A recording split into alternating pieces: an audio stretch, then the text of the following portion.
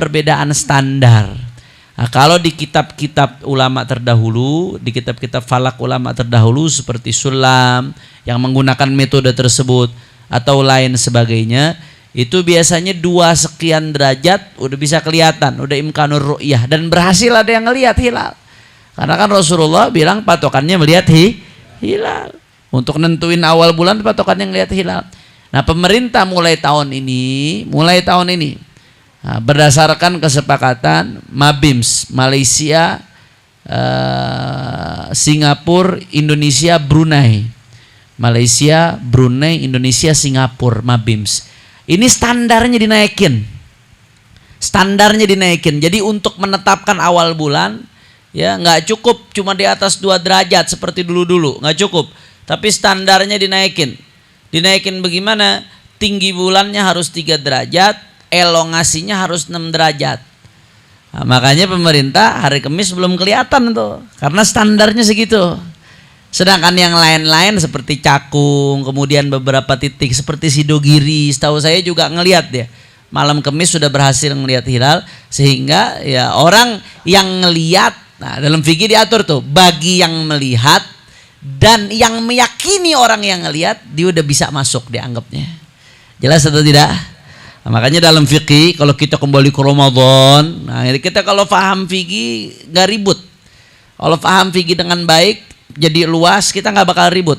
Nah, di dalam fikih di Busyral Karim juga dijelaskan penetapan masuknya awal bulan itu ada min jihatil umum, ada yang mengikat secara umum, ada min jihatil khusus, ada yang untuk perorangan khusus. Nah, yang mengikat secara umum apa? Penetapan melalui pemerintah. Itu mengikat secara umum. Misalkan pemerintah tanggal 29 udah berhasil ngelihat, ya berarti besoknya masuk. Kalau Ramadan ya masuk Ramadan, kalau Dzulhijjah berarti masuk Dzulhijjah, mengikat tuh. Nah, tapi ada juga penetapan secara khusus. Kapan penetapan secara khusus? Ketika pemerintah nggak ngelihat. Tahu-tahu ada pihak lain yang ngelihat. Nah, tapi nggak diakui sama pemerintah atau nggak termasuk yang dianggap sama pemerintah, maka bagaimana hukumnya? Nggak usah ribet. Bagi yang ngelihat, kalau dia bisa dipercaya, bagi yang ngelihat dan bagi yang percaya sama yang ngelihat, nah, maka dia udah bisa masuk. Jelas atau tidak? Paham atau tidak? Ada itsbat min jihatil khusus. Seorang ulama salaf habaib, Al-Habib Al-Imam Al-Allama Al-Faqih Al-Habib Abdullah bin Umar bin Yahya, yang pengarang Safinatus Shalah. Nah, itu dalam kitabnya risalah, beliau punya risalah di dalam masalah penetapan awal bulan dengan ru'yat hilal. Beliau punya risalah tentang itu di dalam fatwa syar'iyahnya beliau. Beliau ulama besar termasuk Abadilah Sab'ah, ponakannya Al-Habib Abdullah bin Husain bin Tahir. Nah, dalam risalahnya beliau sebutkan tuh manakala ada orang ngelihat hilal, kemudian dia bisa dipercaya, sedangkan dia nggak diakui nama pemerintah ngelihatnya. Ya udah, bagi dia dan bagi orang yang percaya sama dia udah wajib puasa, selesai. Nggak usah repot-repot. Jadi kira-kira sampai sini jelas atau tidak?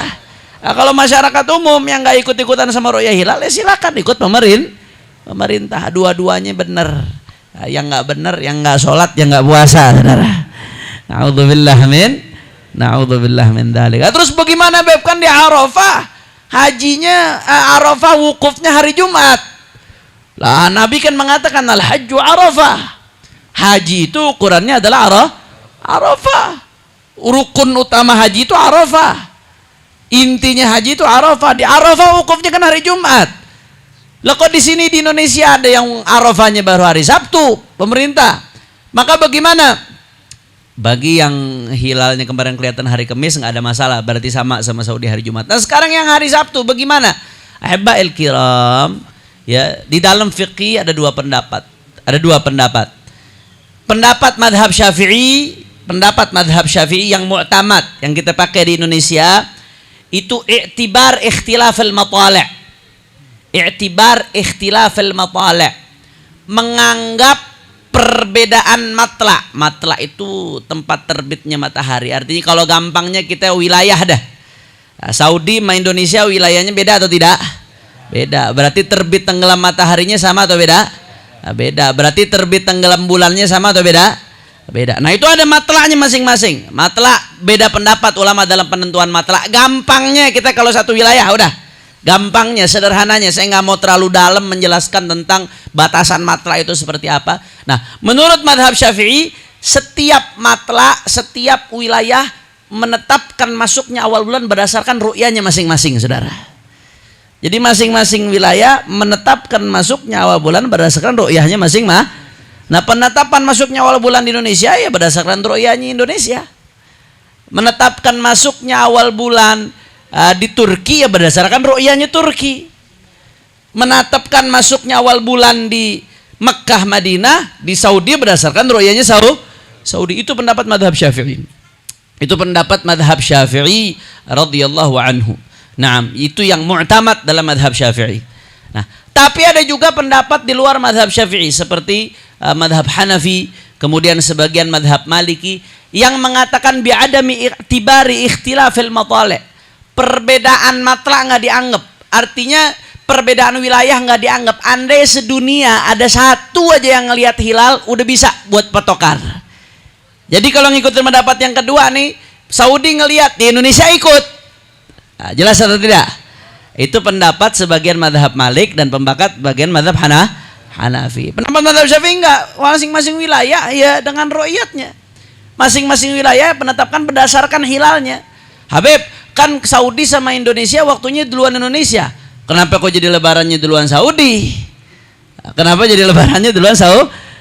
Kalau waktu itu berdasarkan terbit terbenam matahari, sedangkan lebaran berdasarkan bulan, beda, tolak ukurnya beda. Makanya jangan bingung kalau urusan itunya, saudara.